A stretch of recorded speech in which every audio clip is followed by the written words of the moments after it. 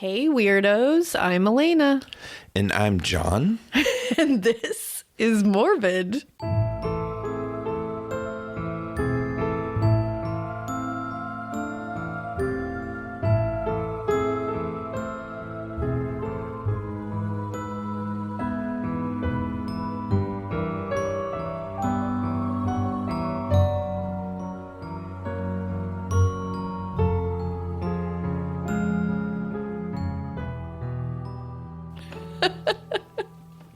So, you guys might have noticed that was not Ash. Not Ash at all. Not even a little bit. We have John on the podcast today. Hi, everybody. And yeah, it's that John. Husband John. So, Ash is out this week very unexpectedly, very quickly. It all happened in like an instant because she has COVID. She's doing fine. She's doing okay. But I did not think it was really cool of me to be like, all right, sit down and listen to this story and react to me now. So she's getting the rest that she needs. And, you know, I happen to have this guy just hanging around my house. And I've been asked a couple of 100 times to come on the podcast. And I said, if I come on the podcast, I will ruin the podcast. So I'm not going to come on the podcast. But Ash had to go and get the COVID. Get the Rona. Get the Rona. She had to do it. And he stepped up like he was a hero in that moment. Because he's not lying when he's been asked a million times because I'm like, come on. Just come on with me. Just one. And he's like, no. It's not that I didn't want to come on. I just figured I probably wouldn't be very good at it. And I don't think I'll be very good at it. So just everyone lower your standards a little bit for the next hour or so. It's going to be great. I know it is. And you don't have to worry because this, you know, it kind of worked out because this is my case today. So you didn't have to really research worked out. a true crime case. I've not researched since college. I feel like I'm in a fourth grade class about to give a geography presentation. I'm very nervous. You're going to do great. And here we go. Just picture the entire class in their underwear. Right. Because it's just me. No, that worked. Just picture me in my underwear and it'll be fine. Okay. Is it helping? A little bit. Okay, cool. All right, so we're going to jump right into it today because I don't want to make John have to speak too much. Yeah, I mean, 75% of the people are now gone. No way. Hi to the other 25%. Everybody is here. Everybody's psyched for this. And this is a gnarly one today. Lucky me. Yeah, you really hit a good one. Yeah. You really hit a good one because we have a serial killer today, which we haven't had like a full-blown serial killer in a while. Do I know this serial killer? I'd probably not. Okay. It's weird because I think a lot of people don't know this serial killer. Our UK listeners might know the serial killer better than anyone else will. His name is John Christie. Don't know him. So not only do we have a serial killer, we have a serial killer named John. And you're going to have blind reactions because I have no idea what is coming right now. And that's kind of great for this whole thing. That's what we do here. Let's do it. Let's go. So we're going to talk about John Reginald Halliday Christie. Again, you don't know him. Don't know him. So a lot of names there. A lot of names. A lot of serial killers have a lot of names. Yeah. It seems to be kind of the trend. But he was born in Yorkshire, England, and I always forget whether the UK listeners want me to say Yorkshire or Yorkshire. I think it's Yorkshire. Okay. I feel it. I feel good about it, so I'm going to go with it. Hopefully Across the pond. Yeah, hopefully I didn't disappoint you. He was born on April 8th, 1898 to Ernest John Christie and Mary Hannah Halliday. So there's where all those names came from. Okay. We got the John, we got the Christie, we got the Halliday. Don't know where the Reginald came from. All right, I already forgot most of those names, so we're off to a great start. Don't worry about it. We can just call him like Jackass from now on, and that's an easy way to I'll remember John. Yeah. It's the other ones I don't remember. Well, he was the sixth of 7 children, and he was the only boy. That's rough and also familiar with a household of women. Yeah, John can relate to that part of John, but that's probably where it ends, I would say. I don't know. I hope. Well, we'll see what other similarities there are. Well, his father was very cold, very unavailable, and a harsh disciplinarian. Yikes. Okay. His mother was a very overprotective mother who it was like her only boy, but she was overprotective to like a fault. Okay. Like borderlining on like an Oedipus-y kind of thing. My mom only had one boy. That's true. But I love your mom. It stops there though, Yeah, I guess. I don't think So I we're think she did good. So I'm going to give that to her. But his sisters, on the other hand, like kind of ate him alive. Like half. Okay. Is this an intervention? it's not an intervention, I promise. So here's where we're going to deviate pretty harshly. Like we're going to take like Please do. a hairpin turn. Before people I know start coming through the door. Don't worry. This hairpin turn coming. Ready? Even worse, he started to become sexually frustrated and confused around his many sisters. Okay, bro. So there's where we see that hairpin We're turn good. I was talking That about. is beyond a hairpin. That is. So officially, you can sit tight now. All right, You're good. we're good. You're good. It's not about you. I feel way more relaxed. Here we are. So he hated them because of this. He hated them because they dominated him and they pushed him around. But at the same time, he was like weirdly sexually attracted to them, but couldn't act on it, obviously. Yeah. So this began a Readjust long... myself in the chair right now. This is uncomfortable already. I gotta go. I feel like it's that like SpongeBob meme where he's like, all right, I'm a head out. I'm a head out. I'm a head out. Yeah, so he was having a time. This began a long life of him being sexually sadistic and absolutely hating women. Mm-hmm. And of course, everyone would blame it on his overprotective mother and his quote unquote domineering sisters. But in reality, it's just him being a shithead, essentially. Yeah, I would say so. Yeah. He was unfortunately very smart. He had an IQ of 128. Wow. He was a very good student. Wow. So he was really doing that damn thing, at least. But he didn't have many friends and was considered kind of weird. He was at the very least bullied slightly. He was bullied, at least. He had a really large forehead, which comes back later. That's the only reason I'm laughing right now. School kids are just the worst, no matter what. Yeah, so it's rough. It's mean. Trust me, I was bullied. I know how it is. Like, but this guy at the end of it, you're like, all right, yeah, like, that's fine. And the big forehead thing comes back. That's the reason. Okay. It was exceedingly large, and normally that's not something to bully someone over, of course. But like, this guy sucks, obviously. Sure. Now, according to this book that I was using to research this, one of the books, it's John Christie, The True Story About the Rillington Strangler by Jack Rosewood. At 8 years old, John's grandfather passed away. This was a strange thing because his grandfather was reportedly like a giant dick. He was mean. He was not grandfatherly at all. In fact, John was very afraid of him. Mm-hmm. But his parents allowed young John at 8 years old to view his grandfather's body at the wake. Normally this would just be like a moment of like accepting death, understanding what's going on. But for John, it made him realize that this man couldn't hurt him anymore, and he was not to be feared anymore. That was the first thing that came to mind. He was like, wow, he's dead. He can't hurt me anymore. Wow.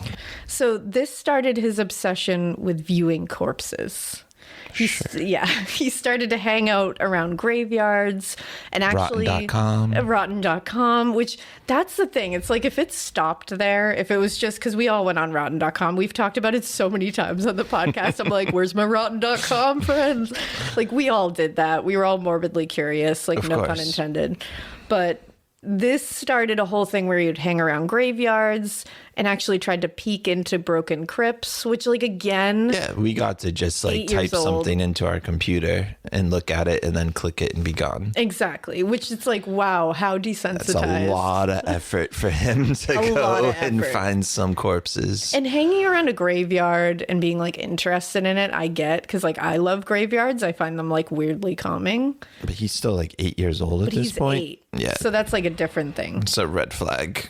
I would say so. It's like a very, very deep maroon flag, I would say. And according to the book, he was especially drawn to the crypts that contained children. Oh, my goodness. Yeah. All of this made him happy. It made him calm. This is a bad connection to make to death and corpses, I would say, at a very young age. I don't think that corpses and death should make you, like, go screaming and running. like, that's probably an unhealthy way to look at it, but like, they shouldn't really make you happy at 8 years old. I mean, I'd rather have my 8-year-old scream and run Yeah, I feel like that's... than be like, oh, dive into more. Yeah, like, this makes me calm. Yeah. Like, no, I don't know about that.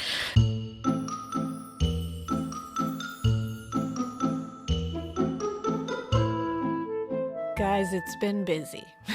It's been busy with work. It's been busy with family. The kids are in summer camps. They're doing sports. We're running here. We're running there. We got doctor's appointments. We got all kinds of stuff.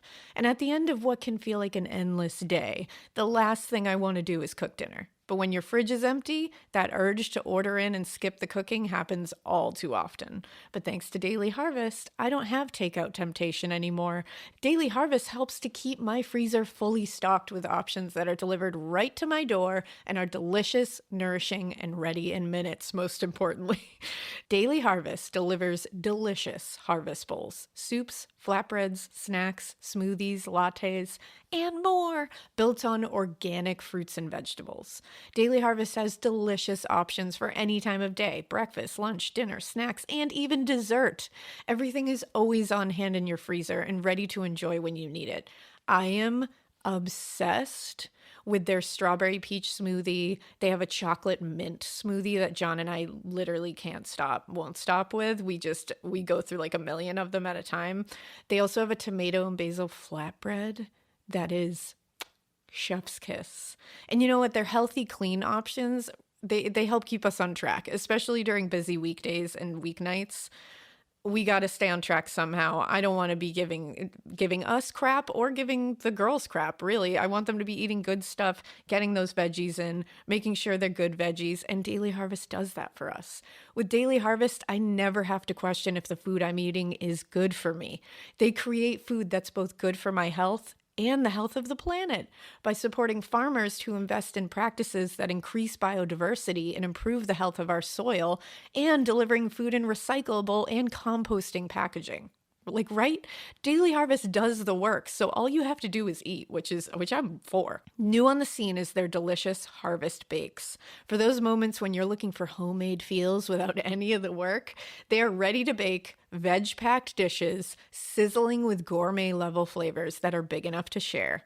You just won't want to.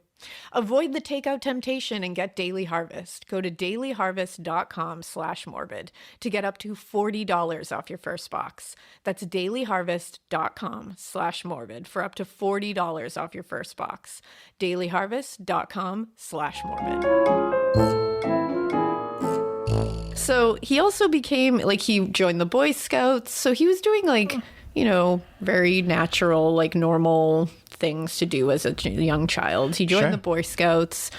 He eventually became a Scoutmaster, and he became a Scoutmaster like really early, I guess, like earlier than you normally do. Okay. But he really liked the power that came from that and the power of the uniform and all that.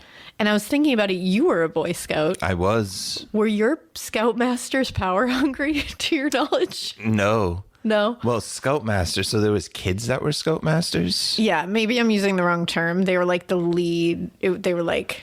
I don't know if I made it that far into Boy Scouts. Yeah. I'm probably using the wrong termination. Our leaders were just like parents of the kids. Okay, that makes sense. And my mom was actually a leader of one of our Boy Scout groups. She later told me that it just made the house smell like dirt and farts. Yeah, she told me that too. It was just like piling in 15 boys that are like 10 years old. Your poor mom. She was a trooper, man. She's a saint. Yeah. She truly is. I don't remember kids being leaders. My memory's also terrible. That might have happened, or I'm probably just wrong. He probably... I know it's also like 100 years ago in England, so it could just be a different setup. Yeah, it could just be different. So maybe it's like a higher ranking scout that has like some kind of authority over the other scouts, like almost like a camp counselor. Yeah, kind of thing. No, I get it. I think that's essentially what he became, and I think he got like a newer uniform because of it, and he was like, hoo, check me out. Right. So this need for power probably came from the relentless bullying he was enduring. Sure. He was teased as he got, like we said, he was teased about like the big forehead situation. And then as he got older, he got teased about the fact that he was what they said he was impotent. Okay. Now, he could not complete sexual acts, and apparently word got around, and it was just like a feeding frenzy of people being like, oh my God, you can't, like, and it said it was when he was like 15 and 16, which I was like, whoa, can everybody step back for a second? You're children. I don't know. I feel like that's pretty young to be making fun of like people's sexual prowess. Like, yeah. I don't know. Maybe that's just me.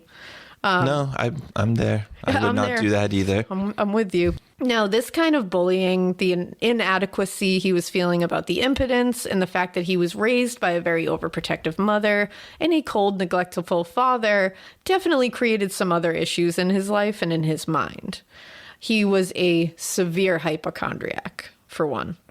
He was constantly inventing ailments and insisting that he had every little thing that came around. He was doing it for attention. It was all attention grabbing. He was looking for people to fawn over him and pay attention to him. He thought people would pity him if he had things like random diseases. Emotional manipulation made him feel powerful, and it allowed him to become the victim on the outside, but remain the power player on the inside. Yeah, and kind of take the spotlight off of his other problems that were exactly causing at least rumors or worse in town. Exactly. Nailed it. Now, John left school to join the military when World War I began. Okay. And by all accounts, he was not a problem in the military. He didn't have any black spots on his record. He was not dishonorably discharged or anything. No disciplinary actions. But when he came home, and it seemed like it was like a pretty uneventful, like he just went through it. He came back. But when he came home, he had this harrowing tale that surprised everyone. He told his friends and family that he had been involved in a traumatizing mustard gas attack, which was a thing, obviously, that happened. Yeah, like, of course. Many soldiers came back with PTSD from it and tons of issues. But he said he had been blinded from it. Okay. But, like, he could see. Like, right. Like later he can see. Yeah, like just an odd thing that even if it did happen, because why would you believe otherwise? Yeah. To have that as the side effects that could pretty easily be disproven. That's the thing. And he also said he had what they actually documented it as hysterical muteness, because he could only speak above to a whisper. Yeah. And it lasted, this hysterical muteness that they documented this as, it lasted 3 fucking years. Man, I mean, war is crazy, man. I would not doubt that could happen to somebody coming back from that type of experience. And who knows, like you're saying, maybe physically, this was not like he wasn't physically blinded in a clinical term. Right. But there is like a thing called hysterical blindness. Yeah, that absolutely. When you go through trauma, it can happen. Right. So maybe it happened. Who knows? The blindness was never confirmed to be or documented to be like clinically true, but I wouldn't say that it's something that couldn't have happened. Absolutely. But people around him at the time believed this was all for attention because they said it very much lined up with who he was. But again, World War I. Yeah, like I know that the that story's gonna turn, and I'm not gonna want to like defend this person. No, you're definitely not. But right now, he's just coming back from war. Yeah, defending the country or helping allies. Like, it's just, why are we not giving him the benefit of the doubt right now? Yeah, and you know what? Later, you'll find out why. No, I know, but right now, he's only guilty of being excited around corpses. Exactly. And this is why it's good that you don't know this story, because you're going to hear it exactly how it needs to be heard, which is like, what is wrong here? And then you're going to be like, at this moment in time, I'm okay with John. You're okay with John. All right. I can't wait until we get a little further into this. So here we go. May 10th, 1920. So we're in the 20s, the roaring 20s now. There we go. He married a woman named Ethel Simpson Waddington. Of course he did. Yeah, Ethel, you know. So this marriage went sour from the start. Okay. For one, he was impotent, which is not like, you know, people get through that. But he hadn't been forthcoming with this information before marrying Ethel. Also, he was a liar. he was known to be possibly a cheater, and he was just a shitty husband. Damn it. Right when I said that, I was like kind of backing this dude. Yeah, and then the marriage happened. And I knew that was going to come back to bite me. So he's a bad husband. And remember, he has not been in trouble thus far with the law. Correct. He has not been like a petty thief, which we see in a lot of these things. Usually we see when when they turn into something like he turned into, you see like in his youth, he would like steal shit. He would get in trouble in school. Like there's all these little things that sometimes don't add up. Whatever. Yeah, exactly. He didn't really have any of that in his background. So he marries Ethel. He's kind of a shitty husband. I didn't find anything that was documented that he like physically abused her or anything, but who knows, when you find out who he is, you're like, that probably happened. So he just wasn't good at being a husband? He was just shitty, and he was a liar. Yeah. And he was just like not nice. Okay. He was just not a good husband. He wasn't loving. He spent a lot of time cheating on her with like other women. He just wasn't great. And when you find out later what he does, it's not hard to believe that he was probably physically abusing her too, and it probably just isn't documented. Right. Because why would it be in the 20s? Sure. So during the marriage, he got a job as a postman. But he couldn't just hold down a job without doing some shit to gain negative attention, because he is an attention person. So he began stealing out of nowhere, just began stealing packages and began stealing like the money from the postage. He was caught really quickly. And as a result, he went to prison for 3 months because of this. Wow. Yeah. During this time, Ethel had a miscarriage too. So this was not a great time in their marriage. Yeah, this is... and again, we don't know what happened there. It's going downhill very quickly. It's going to go really downhill really quickly. I don't know why I was expecting this to I was go gonna say, anywhere else, but... I'm sorry I didn't fill you in on what the podcast is about. Yeah, what is this about again? Yeah, this is called Morbid. Oh, okay. It's not going to be a happy ending. So 2 years later, he also got probation for something violent that we don't have the details about, but it involved money and theft, and there was some kind of violence involved. Okay. So he got probation for that. He served 12 months probation, and he followed this up with 2 more larceny charges and 9 more months of prison time. Ooh. So suddenly he is like just stacking up that prison time. Yeah.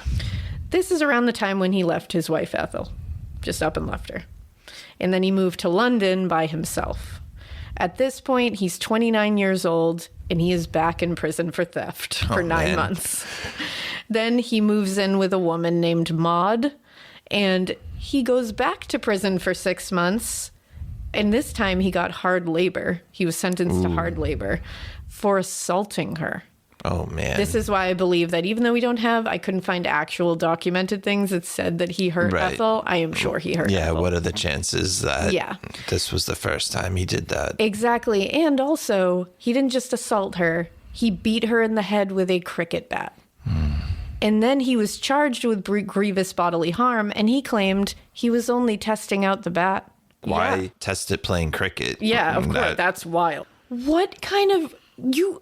You just come out and are like, you're like, officers, I was testing out the bat. I don't see what the problem is. Like, what? You think they're going to be like, oh, good sir, I'm sorry. Yes, like, how's the bat? Yeah. Would you recommend I get one? Exactly. It's like you beat your wife over the head with it, you evil fuck. My God. So in 1933, he stole a priest's car. Which is like very odd. Apparently they were like kind of friends, and he stole his car, and he got 3 more months in prison. So now this guy is just not afraid of prison. Yeah, he's just like, he's spending summers in prison at this point. Especially after the hard labor stint. That's what I'm saying. I figured they were like, dude, all right, like, give him hard labor. Seems like you like prison. Yeah. Let's turn it up a notch. Let's make it not a great place for you to go. He's like, nah, just bring it on. Yeah, he's just loving it. No one's seeing a pattern here or thinking maybe they should tack on some fucking years to these sentences. Right. Like, they're just like, yeah, it seems like he's on a great path, I guess. Like, maybe so no one's looking at these past charges back to back to back to back and being like, I think we need to keep him in here longer. Right. Like, just to see. So in the same year, 1933, he suddenly asked Ethel to move to London and take him back. Now she agreed, and she moved back in with him. Oh, Ethel. I know, poor Ethel. Now, John and Ethel lived at 10 Rillington Place, and in 1937, they were still married, but he was now visiting sex workers. He was still cheating on her, and after all, you know, he was having these violent sexual urges too, which no one knew about, and Ethel was not complying with what he needed, and he was abusing these poor sex workers, and then he would just come home to his wife. So, like, he's a literal monster. And at this point, his sexual proclivities were getting darker. He was becoming interested in necrophilia and would and he would force sex workers to play dead. Sure. Yeah. So he's at this point, he's having this, he's still being a shitty husband. He's doing all this shit to get in trouble with the law. And he also has this totally other separate life where he is like violently abusing sex workers behind his wife's back. Now, in 1939, he enlisted in World War II. Okay. Now, he was given the job of a war reserve police officer. Okay. And that's wild, considering he had been in prison every other month for the past few years before that. I'm not really sure what happened here. Desperate times call for desperate measures, I guess. So. For 4 years, he worked as constable, and this is when shit gets really dark. He started using his power as a police officer to stalk women. Basically, he would follow them, take diligent and really creepy notes about their every move, their appearances, document what they were doing, where they were, when he could find them, when they were alone. Later, they found a ton of these in his home, and it was horrific. He was basically in trolling mode, which is what BTK used to call it. Now, he also had an affair with a married woman at this point while he was married to Ethel. This was when he was working at the police station, and her husband eventually caught them and beat the shit out of him. Good. Yeah, it's like, that's a yay. That is fabulous. We finally have a positive here. He abruptly resigned from this job in 1943 and took another job as a clerk at the radio factory, which is like a very different kind of situation. There's nothing that says why he resigned. But maybe it was getting the shit beat out of him by a random husband. And he was like, maybe I should take this down a notch. I don't know. Now, this is when he had more time on his hands and he started experimenting a little. Oh, boy. He began playing with gas and how it could incapacitate someone. This is when he began telling people that his time in the military had given him the medical knowledge to perform abortions. Oh my God. Which was illegal in the UK at this time. So this is when we bring his first victim into play. This was 1943. Her name was Ruth Fürst. She was 21 years old. She was Austrian. She was working on the side as a sex worker at the time, but was also working at a munitions factory, which is like military weapons. Okay. John Christie claimed they met at a pub, and he said he brought her home to the house he shared with Ethel, by the way. She was out at the time. Jesus. And he said he strangled her during sex. He said he first put her body under the fucking floorboards in their home, but later he moved her and buried her body in the garden in the backyard. Wow. Now, this one he claimed was not planned, very impulsive. Now, of course, with John, this excited him. And so he planned his next one immediately. Because although this was impulsive, he's now excited by it. Yeah. So his second victim occurred on November 8th, 1944. Her name was Muriel Amelia Eady. She was his coworker at the radio factory, actually. She was 32 years old, and she was constantly suffering from chest infections and bronchitis. So he used this because he liked to prey on people. Like, he would find anybody's weakness and prey on it. And he told her he could help her feel better. He was like, oh my God, I happen to have this homemade cure for bronchitis and chest infections. So he brought her back to his empty home because Ethel was out again. And he gave her what he was referring to as his special inhaler, or his like nebulizer treatment, essentially. Right. He had a tube that was connected to a jar, and it was connected to her mouth, and then there was another tube that was behind her. This tube behind her was hooked up to a gas line. I knew that was coming. Yeah. So she unknowingly inhaled carbon monoxide. So she passed out because he just poisoned her. And once she was out, he strangled her and raped her at the same time. Okay. Yeah. She died while this was happening. I would like to just officially get off the seesaw and I had get a off feeling. of the John train. I had a feeling that you were going to get out of there really quick.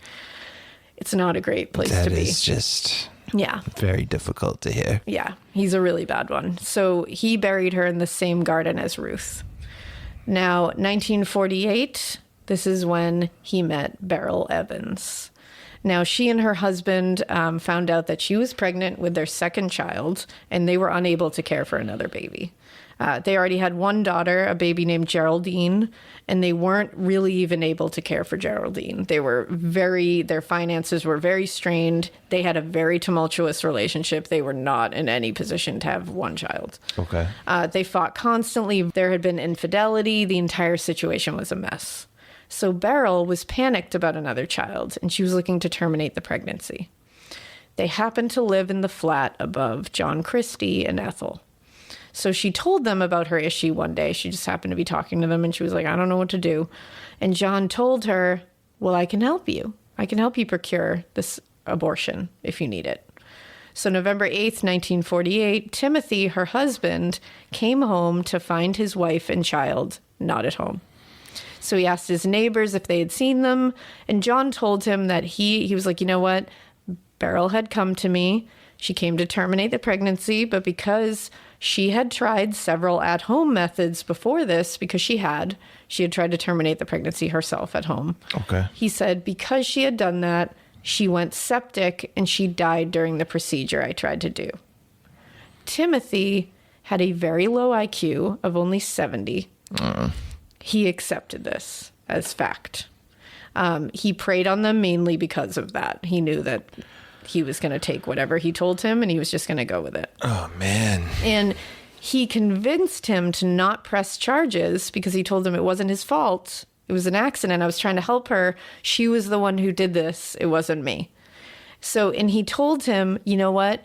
Well, why don't you go to your parents' house, go live with your parents for a little while, grieve, figure out what's going to happen. I have this loving couple who's going to take care of baby Geraldine for you. Oh, no. Yeah. But Timothy's family, when he went back to them, were very confused by all of this. And rightfully so. Of course. This is a strange story to tell. His mother especially was not buying this casual medical malpractice that he was selling. So she was like, wait, what happened now? Like, tell me the story again. He went over it again with her in more detail, explaining exactly how John had told him Beryl died. And she was like, no. Yeah, can we just request maybe some police presence there? Yeah, like this, even if this Get a is detective involved. Yeah, because it's like, even if this is how that happened, why are we just going with it? Yeah, like, why are we just taking your word for it? Yeah. We need a third party here. Exactly. So she convinced him to report it, and they did report what happened on November 30th. Good. Now, Timothy thought that John had honestly tried to help them. Like, he fully convinced him, like, he was just trying to help us. He had our best interest in mind. So he felt like a weird loyalty to him. So he told the police that it was him, that he had given Beryl abortion pills and accidentally killed her himself. Oh, no. He told them he hid her body in a sewer drain because he was scared. Whoa, wait, what? Yes. But when they went to look, they didn't find her because he didn't do that. Why would he do that?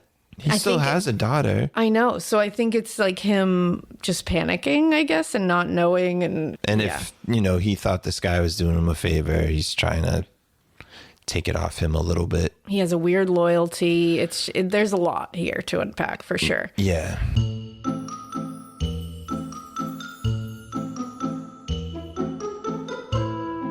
Some things are inevitable, like allergy season. But while you can't avoid it, you can at least save on your prescription allergy medications by checking GoodRX. With GoodRX, you can compare prescription prices at over 70,000 pharmacies to help you find the best price. And you can find discounts of up to 80%. GoodRX is recommended by doctors, pharmacists, and millions of people across the country who've saved on their prescriptions. Speaking of millions of people, over 24 million used GoodRx just last year to save on their medications, and you can too, whether that's on your allergy meds or any other prescriptions. And remember, even if you have insurance, GoodRx could actually beat your prescription copay price. And you know what? I use GoodRx because allergies are killing me this season. I'm sure they are. Like, raise your hand. Everybody's hand is raised. Everybody's dealing with that pollen. It is like a giant fog rolling across the plains at this point. It's just attacking us all. And I have saved on allergy medications so much because I'm going through them like crazy. My husband is. Even my kids have crazy allergies now. It's really been a time this year. And I'm telling you, it beats your prescription copay price, which is wild. So for simple, smart savings on your prescriptions, check GoodRx. Go to goodrx.com/morbid. That is goodrx.com/morbid. goodrx.com/morbid. GoodRx is not insurance, but can be used instead of insurance, Medicare, and Medicaid. In 2021, GoodRx users saved 81% on retail prescription prices. And of course they asked us, so they go, they look, they don't find her body where he says it's going to be. So they come back and they're like, we're not really convinced that this is the real story. So like, can you tell us the truth? And he broke down and told them about John Christie.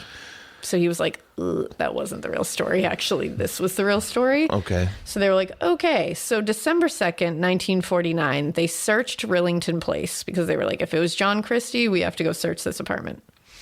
And after using a piece of metal, so like Ethel came out and was like, hello, officers. She gave them a piece of metal to use to pry open the shed in the back garden because they couldn't get it open. So she was like offering them like, sure. Yeah, I mean, she doesn't know there's two women buried in the garden. Exactly. So she's like, sure. Well, when they did this, the smell was unbelievable. I could only imagine. Yeah. And this isn't even what you're thinking. So they're smelling decomposition immediately. Mm-hmm. And there, they found in the shed the bodies of Beryl and baby Geraldine. Oh, no. Yeah. When they found them, Beryl was wrapped in a tablecloth. What did you get me into? I know. I'm sorry. I should have warned you for that one. You could watching Stranger Things and just in my own world right now. I know. I brought you into this. You dragged me up here. I apologize.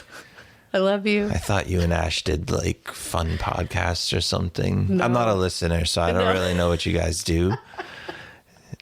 Well, you're wearing a weirdo shirt right now. I know. Isn't it weird that I'm actually wearing a weirdo shirt? I put this on not knowing I was going to be doing this tonight. A guest on the podcast tonight.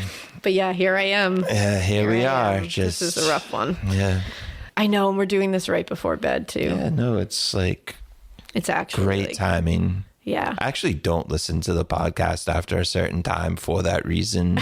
And some people listen to it to fall asleep. I know. And congratulations to them. But if it hits about 6 o'clock, I'm out. Yeah, I get that. No offense. It just messes up my dreams. Honestly, we don't like to record it at night because of that, too. So cool. This is an experience for both of us. Yeah, all right.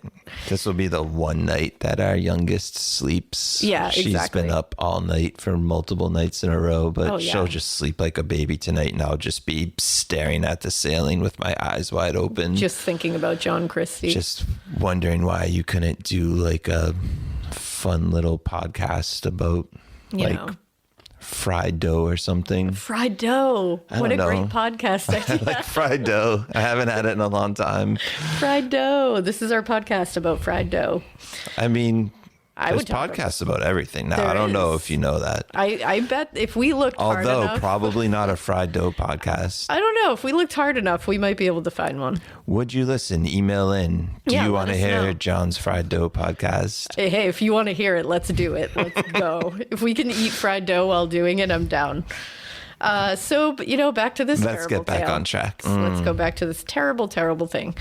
So when they found Beryl, she was wrapped in a tablecloth. She was bound, the tablecloth was bound with cording, and she was initially hidden under the sink.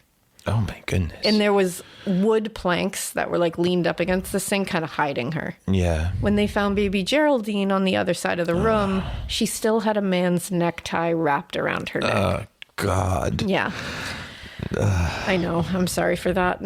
They didn't know it yet, but on November 8th, 1948, John Christie had knocked Beryl out using his famous gas, and he had raped her and strangled her at the same time, which would become his MO, and she had died during this process. But police were honing in on Timothy at this point. For obvious reasons, he's the spouse. He had already lied. It doesn't making the impossible decision. Yeah. It just, and then it led to all of this. Just heartbreaking. And it gets more heartbreaking with the Timothy story. It really does. And he had changed his story a few times at this point, so they were really honing in on him because they were like, remind me again, they already have a daughter, right? That's Geraldine. Oh, Geraldine. So okay. now, I wasn't sure if that was like the unborn baby and that they gave a name to. Now, this poor guy. It's even worse. So he doesn't have a daughter anymore. No. Now, after the first story he told, he said he killed. So this is after that first story he told. He then went back and said he killed Beryl because of financial issues. They were strained and they got in a fight, and that's the way it happened. Yeah. This confession happened, but what we don't know is what led to this confession. We don't know how he got here. Right. Because he went from, I did it, it was an accident, I gave her these abortion pills and they killed her, I hid her in the sewer drain, and they were like, no, you didn't. Sure. And then he went and said, you know what, John Christie did it, he admitted it to me. Then when they found the bodies, suddenly it turned into, I killed her because of financial reasons. Yeah. Now, we don't know what led to this confession. A lot of people have a lot of feelings what might have led to this confession. Remember, he had an IQ of 70, and he had told the police John Christie was the one who did it. Why now is he suddenly claiming responsibility? Coerced? Maybe. Sure. Possibly. Now, there's also a lot of police misconduct that we find out later in this case that might make you think about it a little more. Shocking. Now, Christie was questioned, and he denied everything, which is wild to me because I'm like, it's in the shed, but okay. Right. Now, this was, I will say, this garden area was a communal area. So I think it allowed them to be like, well, maybe this is Timothy's shed too. Maybe he can use it. Now, he also made Ethel lie for him. So Ethel kind of gave him an alibi that wasn't true. But she told police, she also told police, she was like, I went into that laundry shed every day, multiple times a day, but somehow I never smelled anything, which they were like, I don't know about that. We opened it once. How big is this laundry shed? It's just like a little shed, like a little garden shed. Do you think this was like a holding place? He was eventually going to bury them in the garden, or possibly because he's really messy with this stuff. And it just doesn't make sense that Ethel would have been in and out of that garden shed. And maybe that's just part of the alibi. Well, and I wonder, that's the thing. I wonder if she was lying for him because she was like, well, if he did this to them, he could do it to me. And I'm not. And it's not like at this time she was going to get a lot of help if she told anybody. I mean, if she's already willing to lie about where he was, why not just take it a step further and say, I go in there all the time? Like, and I the swear bodies weren't there. Yeah. So I think she was really trying to save herself here, which it's a hard decision to have to make. Now, the police believed this. They were like, okay, sure. Yeah, you didn't smell it. So they put Timothy on trial. So Timothy's trial was at Old Bailey, which I've had a lot of cases that have had trials at Old Bailey lately. I don't know what it is. Maybe it's like Bailey who's like telling me like cases to do. I don't know. She just wants her name on the podcast. She does. She's like, bring me up. She wants a shout out. She's like, I'm a legend. Bring me up. So Timothy was charged with murder only for Beryl at the time. Because that was the only one who he had confessed to had killed. So initially, that was what they were going to charge him with. It's very strange. Yeah, I mean, they're found together. What are we doing? But trials at Old Bailey could take like hours. Okay. Like literally, it's a very different kind of situation there. But yeah, so as soon as the charges went through, he suddenly recanted the entire thing. His confession that he gave, that he killed her for financial reasons, he recanted it as soon as those charges went through. Didn't see that coming. And suddenly I figured he just was like, what else do I have to live for? Like, might as well just throw me away for this. Which I couldn't say I would blame him at that point. I mean, you just lost everything. But no, he recanted it, and he said it was a coerced confession, that it wasn't given, by any wholesome means. And he said, no, John Christie did it. He admitted that's the story that really happened. No one believed him. So the trial continued, and he went to trial January 11th, 1950, and they changed it, and they only put him on trial for the murder of Geraldine now. Now, I know you're like, wait, what? Like, he confessed to Beryl. What's going on? But they said the baby's murder was so specifically horrendous, because it's a baby, that they wanted to put him behind bars for it. They were like, this is the one we want to put him away for. Like, who cares about Beryl, right? Like, let's only worry about this. If he had confessed to murdering Beryl, then they believed that he had definitely killed Geraldine as well. It's not like somebody else killed Geraldine and he happened to kill Beryl. I would agree with that. So they also were worried that if they only went after him for Beryl, it could be argued that these two fought a lot and maybe she had provoked him into killing her. This is an actual thought process. Yeah. But obviously a baby can't knowingly provoke anyone into murdering them. Just so there no were words. I literally had no idea what to say there. It's wild. Like, the thought process back then, especially when it came to women, was like a real wild situation. It was just like, yes, this woman probably just provoked him into murdering her, but like the baby couldn't have done that. So that's a surefire one. Now, Christie was a star witness for the prosecution. John Christie, the man that Timothy had said actually murdered Beryl. Like, what? Something tells me he was like really good in his testimony too. Yeah, he was a great witness. And the prosecution was led by a man named Christmas Humphreys. Love it. Yep. They literally had the man who Timothy had said multiple times was the real killer as the fucking star witness. They had him narrate the entire thing. They were like, tell us what happened, John. And he was like, well, sit down, everybody. I can tell you.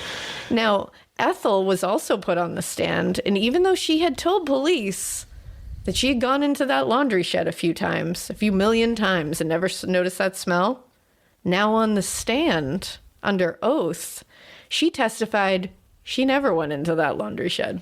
Not even once. Boom. Not even once. This was never brought up.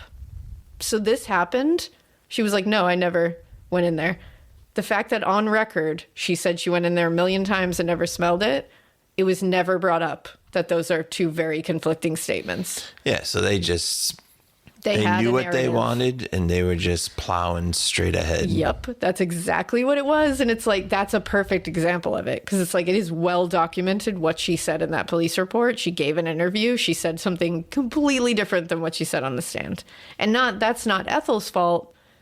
It's just I think she was abused. I think she was scared when she gave that initial statement. And then she probably realized, I'm sitting under oath. I have to be truthful.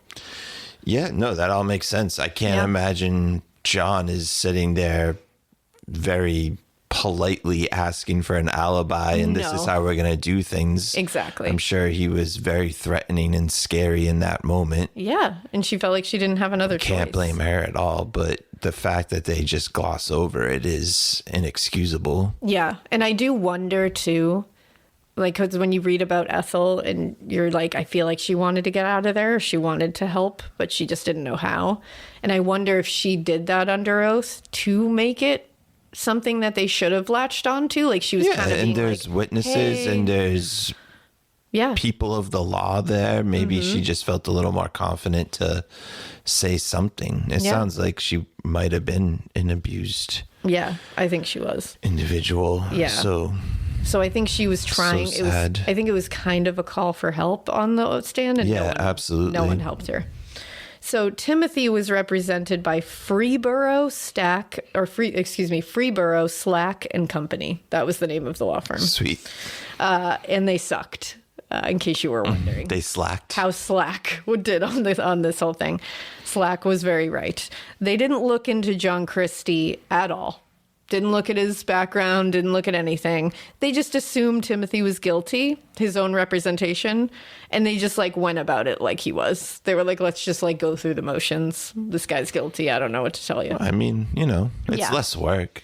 Now, apparently another witness that was brought onto the stand was a carpenter or like a contractor that did work at the flats, the Rillington place. He was the one who had actually pulled like wood out of the floor and like replaced it.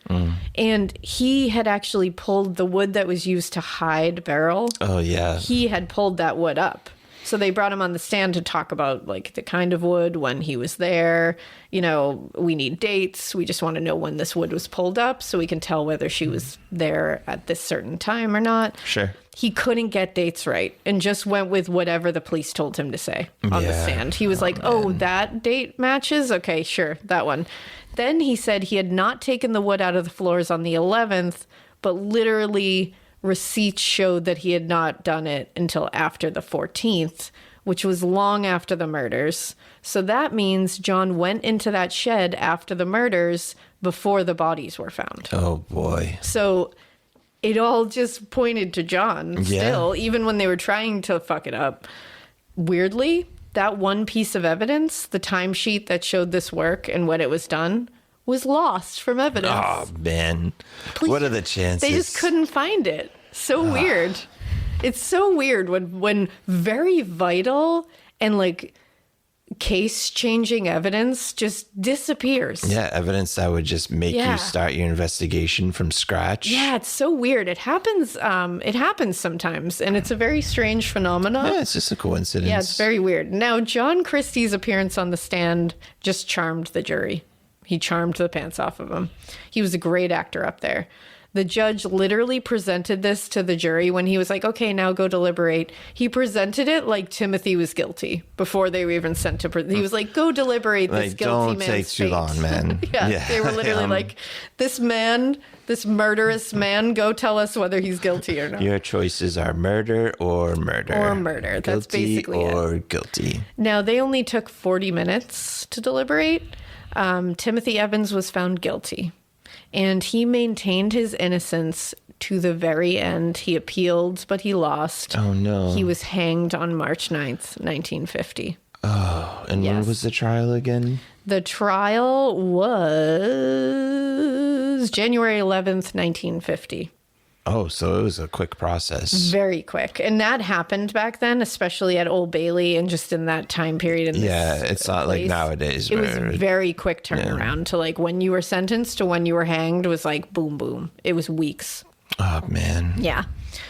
We'll get back to that because his family did get some kind of like a little bit of justice for him, I would say. Okay. So December 6th, 1952, John resigned from the radio factory. December 14th, 1952, Ethel disappeared. Oh. Yep. Can't say I'm shocked, unfortunately. No, unfortunately. Now, what we find out is that John had strangled her while she was in bed sleeping. This guy is just strangling. He's a strangler. What is going on? He really is. Then he hid her under the floorboards at their house. He literally buried her under the floorboards in the living room of their house. Jeez. He sold her wedding ring for money immediately after. Yeah. Now, neighbors began complaining about strong, bad odors coming from the property. So he started using really strong cleaning fluids and just being like, yeah, I don't know. Yeah, so weird. It better be pretty strong. Yeah. So everybody was like, all you would smell is like decomp and bleach, like coming from that house. But nobody was No red flag there. Yeah, none. Now, January 26th, 1953, he forged Ethel's signature on documents to completely empty the money out of her bank account. Yeah. Yeah. Okay. You're like, just thinking about the beginning of this podcast. So I'm like, so far so good with John. Yeah, you're like, I don't know. John doesn't seem like he's a bad guy. Yeah, he's a bad guy. But you wouldn't have been the only person. So many people thought he wasn't a bad guy. And it seemed like for most of his like youth life, he wasn't a bad guy, or he wasn't showing it at least. It really all of a sudden just like happened. He just went wild. So No one's looking for Ethel. Well, that's a perfect little segue. All right. Because people were looking for Ethel. Yeah, they were like, where is she? Ethel must have some friends here. She does. A lot of the neighbors like Co-workers, Ethel. maybe. Yeah, like people loved Ethel. So people were asking where she was. And John would just tell people that she either moved, he would tell varying stories. She either moved back home or she was visiting relatives, which she did often. So that was an easy one for him to say, because that's why he was able to get women back to his home, because she was gone a lot visiting relatives. So he told relatives of hers, he couldn't tell them that she was visiting relatives. He told them that she was very sick and she couldn't even gather the strength to speak or write to them. Yeah. Yep. Now we come to his sixth victim at this point. This was Rita Nelson, who was a 25-year-old from Ireland. She was blonde. She was gorgeous. She was very sweet. She was an artist. She just seemed like a cool lady. She was pregnant, and the father had left. Oh, come on, Alaina. What are you doing? I'm sorry. I know. She was This is really heavy. I know it is. I told you this is a very heavy one. I told you this. I don't know if you said it was this heavy. I mean, I don't know how to accurately convey the heavy level of it. When we're dealing with unborn children, it's bad. Yeah, it's a bad one. It is. He's a bad guy. But she was depressed and she was wanting to terminate the pregnancy because she couldn't care for this child by herself, but she didn't know what to do. Now, January 19th, 1953, she had come to London to visit her sister. And they were out at a pub. They're talking about, like what's going on in her life when she met John Christie. He was sitting at the bar and he heard her talking about her pregnancy and the issues surrounding it. And he told her he could help her terminate the pregnancy safely. So he brought her back to his home. The gas knocked her out and he raped her while strangling her to death with a cord. My God, this is just... Yeah. It gets worse. Is there... maybe like a child is waking up I need to attend to, You're just gonna leave the room. Is the doorbell ringing? It's not. Did you order food? I did not order food at like midnight. No, I did not. Now, he left her dead body on the floor with the cord still around her neck and went to bed. What is going on? I feel so uncomfortable. I know. I apologize. I get it now. Yeah. I wasn't going to make my Uber is here joke, but I get it now. Yeah, see, I need you to get why. leave the vicinity immediately. See, I feel so uncomfortable. You have the Ash vibes right now. Usually this is where Ash is like, oh man, I'm out. I can't handle the pregnant. I can't handle the pregnant. I can't handle the sexual violence. Yeah. It's just too much. It is. It really is. This is a really bad guy. I just want to... This is a really bad guy. He's a really, really awful person. Yeah, he's a dick. You can say it. He's a fucking asshole. You can say anything you want about him. Trust me. Part of it is that we roast these motherfuckers. Now, he actually slept while her body was laying on the kitchen floor. Like, went to bed. When he woke up in the morning, he figured he couldn't use the garden anymore because people were probably going to wonder why he kept digging holes in the garden. And the floorboards were taken up by Ethel because he had put Ethel in the floorboards. So he hid her body behind a cupboard in the kitchen where there was a pantry. Wow. He had put a cloth around her head and tied the cord around it and placed her upside down in a pantry behind a cupboard. I mean, at this point, I can only imagine the only people coming into his home are potential victims. Yeah, honestly. He's not like hosting having a poker parties. night with his friends or something. No, I don't see that at all. February 1953, he meets Kathleen Maloney. She's 26 years old. She's a mother of 5 with a troubled childhood. They knew each other because she was a sex worker and he had actually been involved with a friend of hers at one point. She had been around him several times and she had not been harmed. So she was probably trusting him, at least slightly. She had seen him around her friend. She wasn't worried. Her friend wasn't worried. He met her in a Notting Hill pub and told her he had a flat to rent and she was looking for somewhere to rent. So he was like, oh, do you want to come see it? She was psyched. Don't go see it. And she went back with him. Now, she had been drinking a little, so he used the gas on her immediately because he was able to take control pretty quickly. Then he put a rope around her neck and he raped her while strangling her to death Like Rita before her, he left her in the kitchen overnight while he slept, but he propped her up in a kitchen chair. This coward. Yeah, he truly is.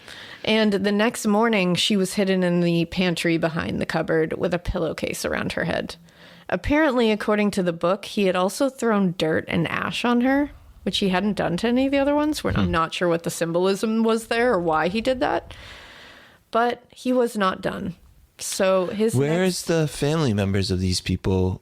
Are these people being reported missing? Some of them are. A lot of them are. And then some of them were kind of like distanced from their family because they were, they were doing sex work. And especially at that time, it was something that I'm sure a lot of family members were pulling away from them because of... He preyed on people who he knew he wouldn't have a lot of trouble hiding them. At this point, I'm just hoping his house isn't very big and he runs out of real estate. Honestly, because it doesn't seem like anyone else is going to stop him at this point. No. Now, the next victim was 26-year-old Hectorina McLennan. She was homeless. So this is what he's preying on, people who are in like bad states here. Yeah. She and her boyfriend Alex were desperate just for somewhere to stay or even for a night. And John preyed on this. They had run into John at a pub, and it took a few times of like seeing him at a pub, talking to him. Finally, he asked, do you want to stay with me while you're looking for a place? And they were so thankful, and they agreed. But, don't mind that smell. Yeah, that's the thing. So, but they get there, and they were like, what the fuck?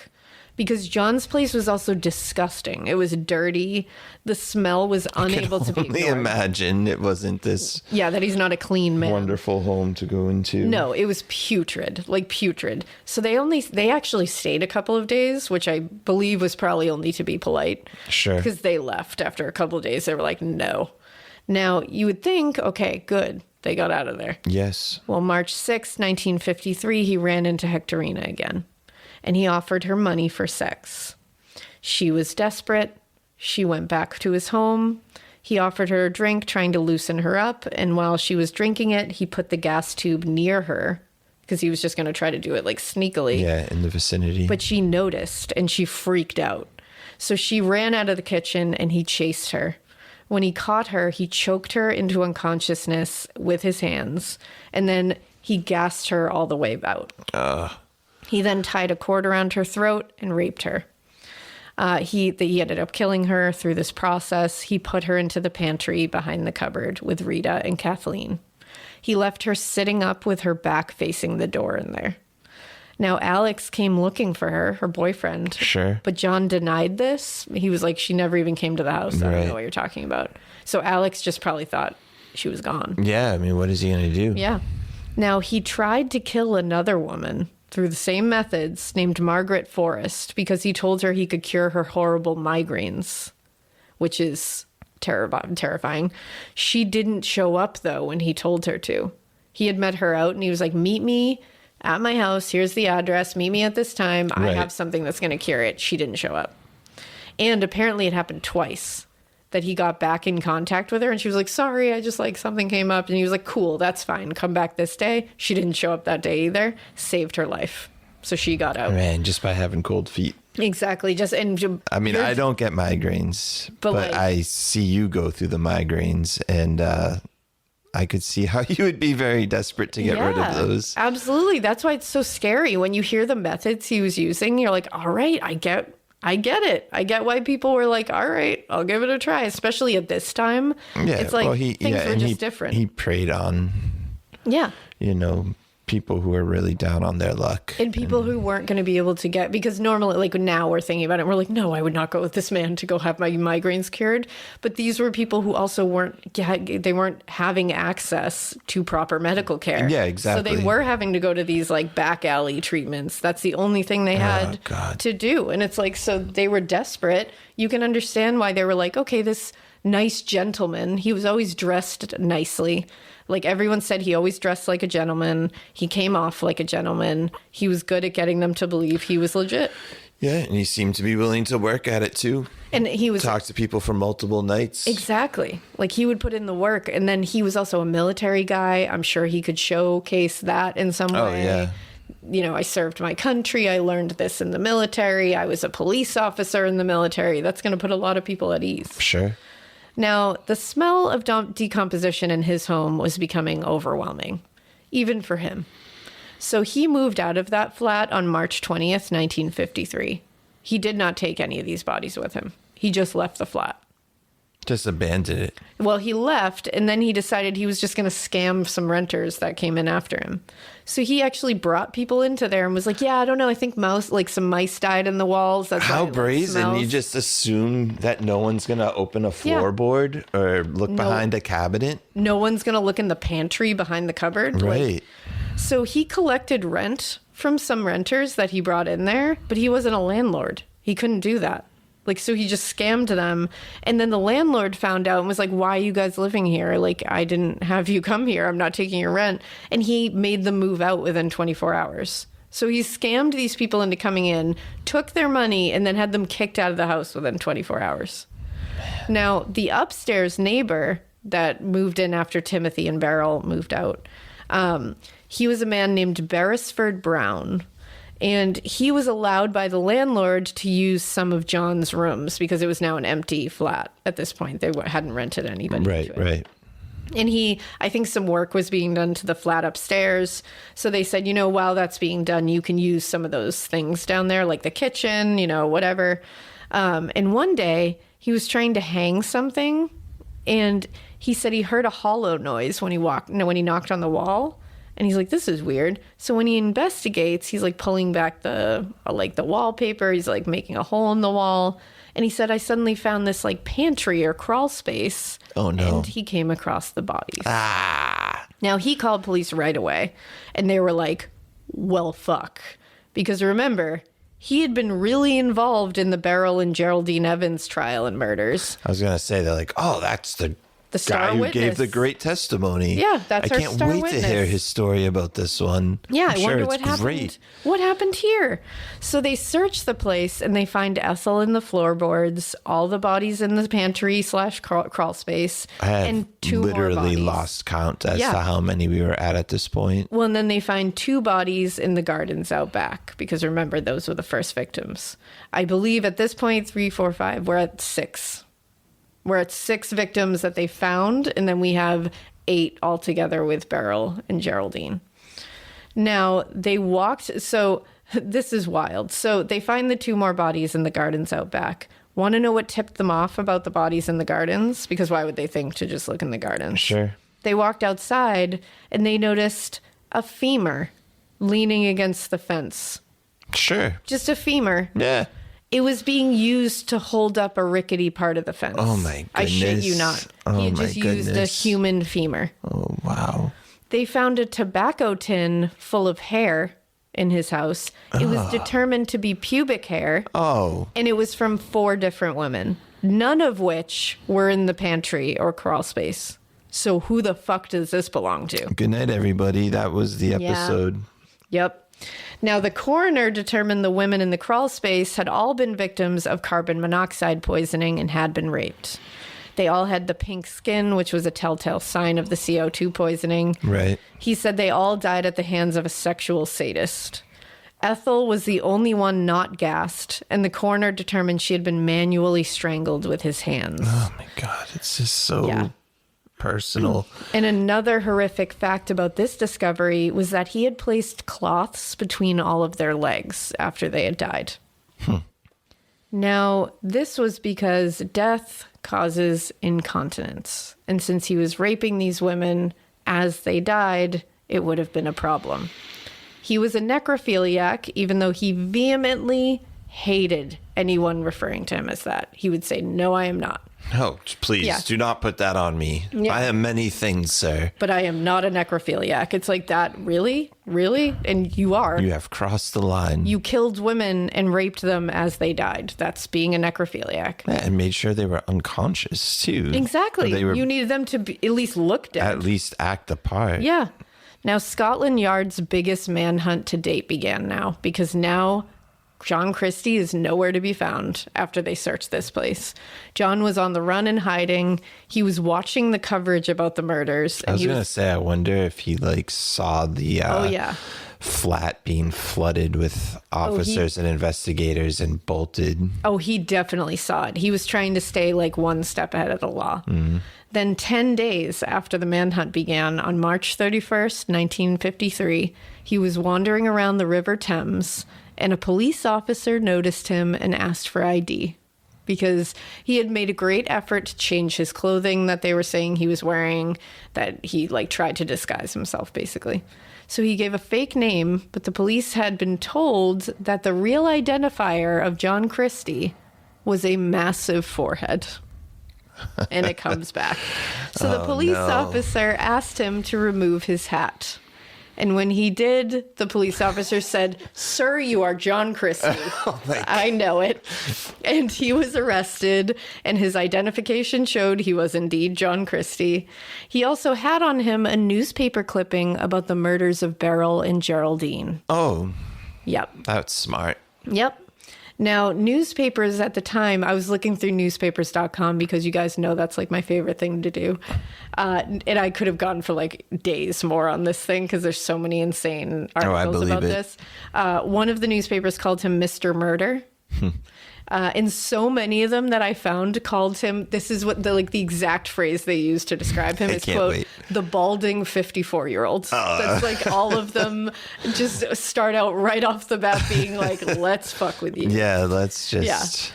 It's one headline was Scotland Yard men quiz balding clerk about murder case, which I'm like, wow, we are really going at him for that hair situation.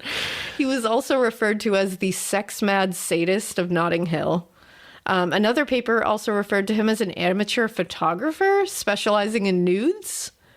I looked into this. I could not find anything else about this. So I was like, newspaper, are you okay? Right. Like, what was that about? Like, he was not that. I guess John Christie could be like a pretty common name. I guess. And this person writing found this the article wrong John Christie. Just like really messed up in this situation. Either way, when they brought John in, he denied everything, of course, until they were like, so we found the bodies in your flat. And then he was like, okay, so maybe I did that. And he made statements about 4 of the murders, but he had excuses. He was like, listen, they were justified. He also, well, at this point, he also didn't realize they had found the 2 bodies in the garden either. So he thought he got away with those. So he said... Because that's going to make a big difference. Yeah, because that's going to be fine. Well, he's thinking, I can explain away these 4, and maybe I'll get out of it. Right. So he said he strangled Ethel with a stocking while in bed.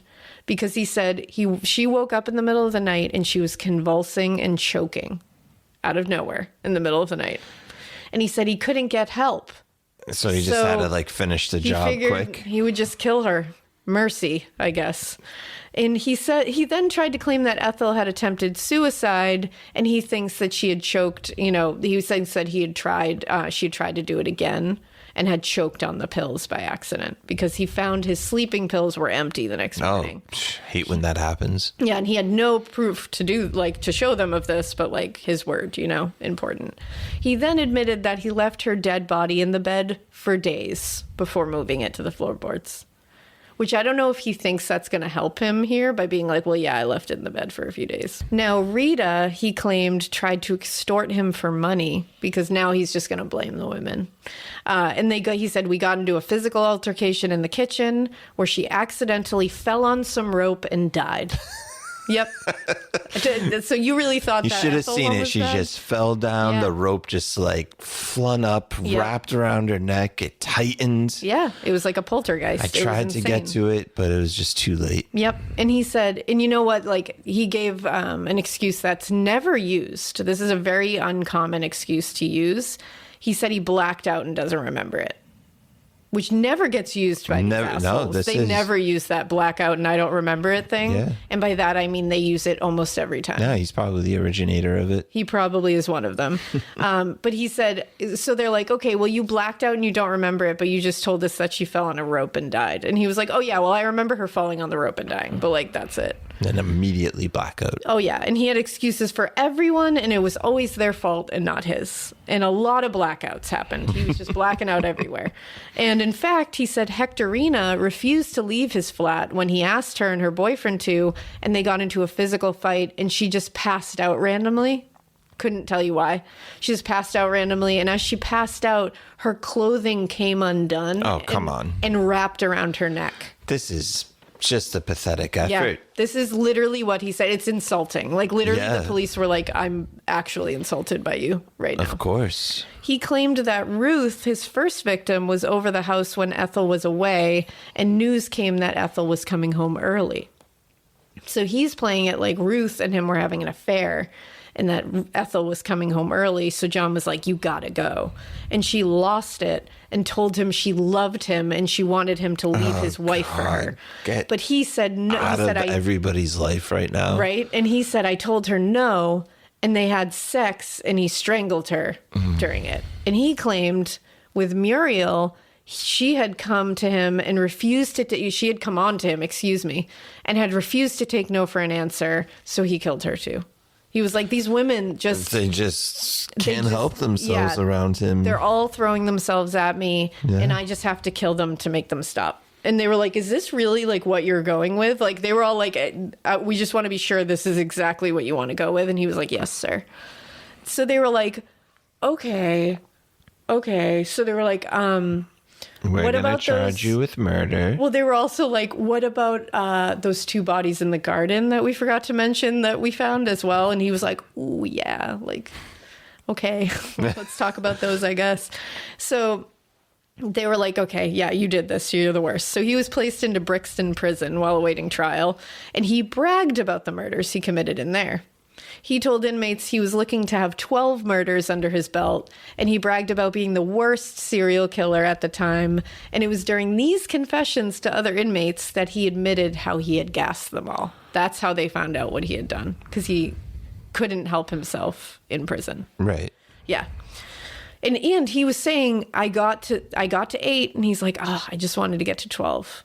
Like, what? Right. Are you kidding me? Woof. So he was very adamant about not being labeled a necrophiliac, so like we said. So he told everyone he only had sex with the women as they were dying and not after they were already dead. And they were like, that is a necrophiliac, my friend. Right. That's the same thing. Of course. That's the same thing. And let's face it, chances are he did it again after they died. I do not believe him that he did not do it after. Now, during these confessions, he also slipped and said that he murdered Beryl. Oh. He said Beryl had asked him to help her kill herself because she was so upset about being pregnant. So he said he did just that. He said he did that the next day. He helped her kill herself. Now, of course, the Crown was trying to hide this confession because they fucked up, if that's true. Of course. So the Crown is like, oh, yeah, we can't let that one out because we just hanged a guy for that. So who was stating that exact thing happened, by the way. And now this guy is saying, yeah, that's what happened. Right. Now, they could never find the owners of the hair in that jar. Oh, really? Yeah. They said they couldn't figure out who it belonged to, and he wouldn't tell them. They even tested the bodies in the house, and it did not belong to them. Really? I think one of them belonged to Ethel, and that was it. So now they're like, how many jars were there? There was one jar, but there was at least 4 women's hair. And none of them belonged to the victims. Only Ethel, I think, only was Ethel, one of them. right, so right. 3 sets of hair, you have no idea who they belong to. But he said he didn't get to 12. Yeah. So there isn't like 3. No, which is like, maybe he got to 10, maybe he got to 11. Right, and he's just like, damn it, I wanted to get to 12. Yeah. And we don't know because he was like going to sex workers a lot. He was abusing them. He was preying on people he thought wouldn't be missed. Maybe one is missed here. Yeah, or people who just didn't want to go back to his house to perform the acts. And he was like, okay, I guess I'm doing this here. Exactly. And then he needed to bring something you don't know. home with him. It could have been a trophy. A lot of these guys like a trophy. I don't normally think like this. You're making me think terrible things. I know that I do this to Ash too. I don't just sit there being like, I wonder where the pubic hair came from. No, but here we are. Coming up with theories. Yeah, theories about this. It happens here. Welcome to Morbid. Now, they spoke to his neighbors during all of this. This is a one and done, just so you know. He's coming back. I'm retiring. He's coming back. They spoke to neighbors during all of this to kind of get information about what kind of man he was.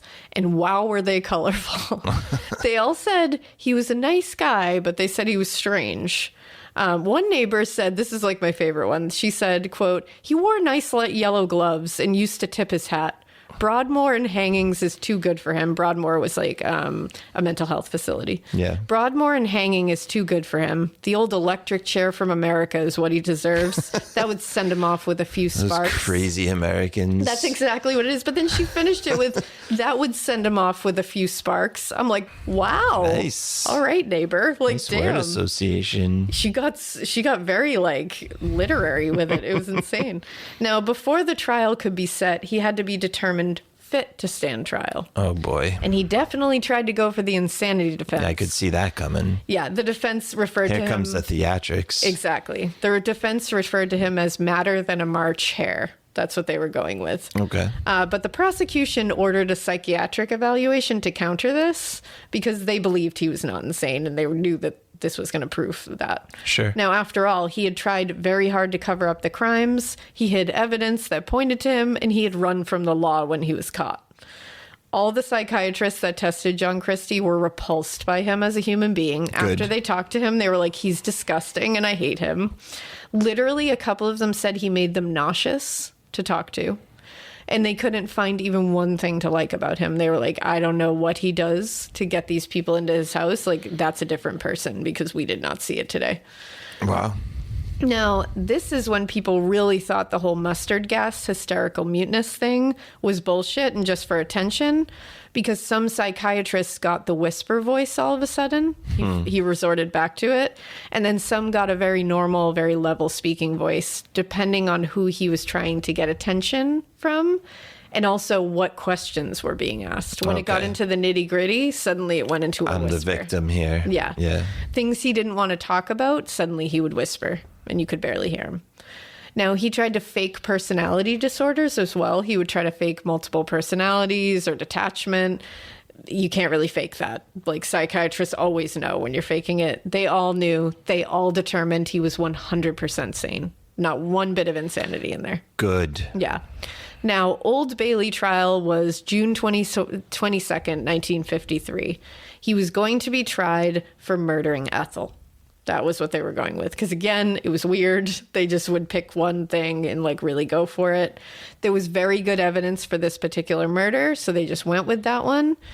I mean, finding bodies in his home to me is pretty good evidence, but like, who am I? I'm not part of this. The only thing that stinks is like the justice for the families. That's the thing. I'm assuming even if these people are like down and maybe out of touch with their families, once they found out what happened, they're going to care. You just want to hear that this person was responsible and are going to get punished for it. Exactly. But I do get the point of like, at that time, one murder is 10 murders. Like, he's going to be gone either way. He's going to be hanged if he gets. Yeah. If he gets. It just stinks for the families. Well, and apparently, which is like very different too, they were able to kind of bring these other victims into it. They could like hold them off to the side, and then if they needed to, they could bring those in. So it was one of those like, we got them, we'll use them.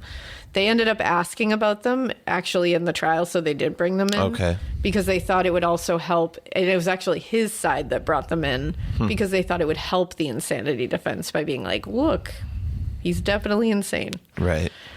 Now, he pled not guilty by reason of insanity, obviously. Only a 4-day trial happened.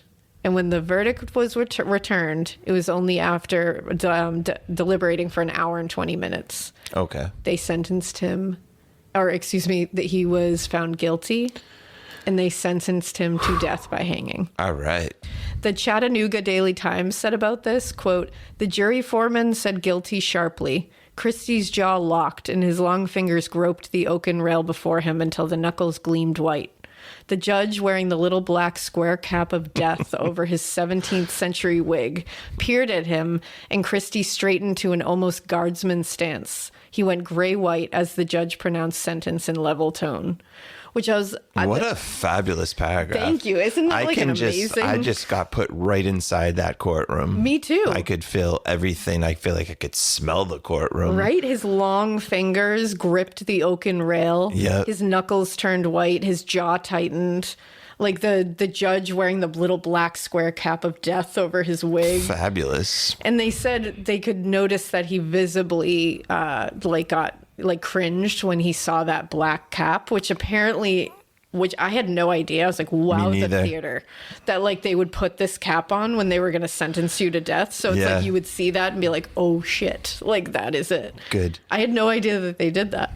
No, me neither. Now he was hanged within 2 weeks of this. Like very quick at Pentonville Prison on July 15th, 1953. Get rid of this dude. He was somewhere between 54 and 55 years old. He was actually hanged by the same executioner who hanged Timothy Evans. Oh, wow. Albert Pierpont. Now, apparently he had told... So when John went to the gallows, he was like anxious, and he told Albert, the executioner, that he had an itch on his nose that he couldn't scratch because he was bound. His hands were bound. Right. And Albert apparently said something to the effect of, "It won't be bothering you for long." Seriously? Like that's your biggest concern right now? What a burn at the end. Yeah, and like, also what a like, I'm not giving you any satisfaction. Yeah, do you think I'm going to itch your nose for you? I'm not going to itch your nose or let you itch your nose. Like you raped and murdered women and kept them in your house. You think I'm going to itch your nose for you, no bro? Kidding. Like no. My God. Now, after this happened, so he's gone, the end. But it's not. Because an investigation into Timothy Evans' guilt before John Christie was hanged was already in motion. Good. It only took 11 days for them to go through this investigation, and they barely looked into it. It was a very rushed investigation that they basically did just to shut everybody up, and he was found still guilty. Oh, come on. But then 2 years later, another investigation was suggested after evidence came forward to suggest the first investigation was botched and evidence against John Christie was blatantly ignored. Because they didn't, think? Yeah, because they didn't want to bring to light the methods used to get the confession from Timothy. Right. They were worried that was what was going to come up. Now, there was another inquiry in 1965, and it concluded that Timothy... So basically this one, when I say he got justice, it's not full. They concluded that Timothy strangled Beryl, but not Geraldine, and that John Christie murdered the little baby Geraldine. So what are we doing? Again, John Christie admitted to murdering Beryl several times. So I don't understand what we're doing here. But he was pardoned posthumously October 18th, 1966. Okay. Now, a look into the police investigation was interesting. Like I said, like you're going to see it and be like, I don't know about that. They discovered that the police destroyed evidence in the Beryl and Geraldine case. Destroyed it. Yeah. They destroyed the necktie found around Geraldine's neck, and they had no reason for this. Right. There was no reason to destroy it. They didn't blame it on like a fire or something like that. It's just this particular evidence from this particular case is gone. Yeah. Also, a lot of the interviews and reports from the case were terribly written and seemed like fucked with, basically. Then there was the fact that they went to John Christie's home to search a couple of times and somehow missed a human femoral bone leaning up against a fence in the garden. Right. How did they miss that? This inquiry was led by High Court Judge Sir Daniel Braben, and after reading through all of this, he didn't find anything wrong with it. Didn't think they needed to look into it. It happens, man. It was a dog bone. Yeah. Now people... With no dogs in the area. Like, no one questioned that. The femoral bone is the largest bone in the human body. You're not going to look at that and be like, oh, that's just a bone. You're going to be like, that's a human femoral bone. Like, it's very easy to fucking point out. He couldn't find, and there was no extra pieces of lumber to hold up. What was it? He was holding up his fence a rickety or fence. Whatever. But I think he liked it. Like, I think that was his, He just wanted to be able to look out and see it. Exactly. And it was him, further shaming them and further, just messing with their legacy on Earth. Like, he was just like, I can use your bones to hold up my fucking fence. Like, he was so gross. Yeah, this dude thought he was just untouchable. Oh, he did, because he kind of was. For a long time. That's the thing. He was given the power to believe that he was untouchable. So that's the worst. That police investigation caused how many deaths? Yep. And a lot of people do believe that there are more than the stated victims because of the whole like hair thing. That's just real. I just don't understand. Yeah. And there was also it feels like there's no other way to get that hair other than killing the person. Exactly. And there was a few large gaps between killings too at times. Like at one point there was like 12 months between. Right. At another point there was like years between. It happens. We have BTK to look at for that happening. Like we have like 30-year gap in that one. But more than likely with this guy, it feels like he needed that. Yeah. And the BTK case is used a lot of times to be like, see, like they don't always like have this cooling off period that like is that, you know, when it happens, it can be long. Sure. But I feel like he's the exception to the rule more than the rule. So like we can't really point to that to be like, yeah, that happens. Like, sure it does, but like very rarely. And this guy seemed to be like... Yeah, John Christie does not seem like the type of guy that's like, you know, all of a sudden it's like, oh, it's been 2 years since I've done this. Let me do it again. Yeah, it feels like he needs to do it pretty often. Yeah, like he doesn't seem like he's settling back into like family life for a little while. Right. Like he's just seemed like a shitty guy that just was nonstop. And he seemed like insatiable, to be honest. Right. So... I would be very interested to see if more came out of it, but so far nobody else has been tied to him. But that is the horrendous story of John Christie. Wow. The horrific serial killer who got another guy hanged for some of his crimes. Amazing. Yeah. We couldn't just like do a listener tales or something, huh? We just had to go deep. Go big or go home. Yeah, I feel like it's like you got to be broken in, like in a big way. You can't. Yeah, you did that. You can't just like you like to just jump into the pool. You don't like to like just walk slowly into the pool. So. I hate walking slowly into the pool. I know this about you. I need to jump in. I don't want to know what the temperature is of the pool. Let's find out. Did you not just describe what happened here? Yeah. You did not know the temperature of this pool. I definitely did not know the temperature. Probably wouldn't have agreed to it. Probably wouldn't have agreed to a late night recording of it. No, definitely not. You could have helped me out with that. I mean, thanks for doing it.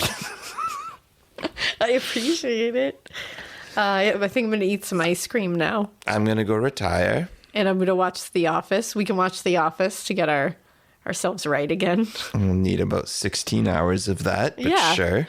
It'll be fine. We don't need sleep tonight. It's cool. Our youngest usually doesn't let us sleep anyways, so we're used to it. Yeah. Ash, get better. Yeah, Ash, get better. If you try to make me record another one of these, I'm going to Ash's house and like forcing her to cough in my face, and I'm just going to get COVID. And then I'll just have to stay over there, and you just have to go to the next person in line. I mean, you had to dig deep to bring me on. No way. I just had to look to my left on the couch. Or actually my right. I had to look to my right. Excuse me. I don't want to lie. I had to look to my right on the couch. But I appreciate you forever. I'm here for you. You are. Anytime. You're a ride or die. Apparently. Yeah. I didn't know I was this ride or die, I'll be honest. You're so ride or die that you don't ask where we're going or why we have to die. You just do it. It's like, where are we going for the next 90 minutes? Let's go. Oh, okay. We're going down one of the worst stories ever. So there's that. Cool. Well, I apologize to everybody. I was extremely nervous going into this. You did great. Never did a podcast before, really. You did great. And hopefully Ash will be back and you'll have your regular scheduled programming in no time. You will. Don't worry. But this was a fun little detour. And it was fun to hang out with you for an hour and a half. Aw, it was fun to hang out with you for an hour and a half. Busy lives. Yeah. I don't know if we get many hour and a halves together, so. To just sit and talk. You know, would I prefer some other things? Maybe get a dinner or something, sure. Yeah. But, we'll work on that. We'll go with it. I do what I gotta do. You do, and I appreciate you.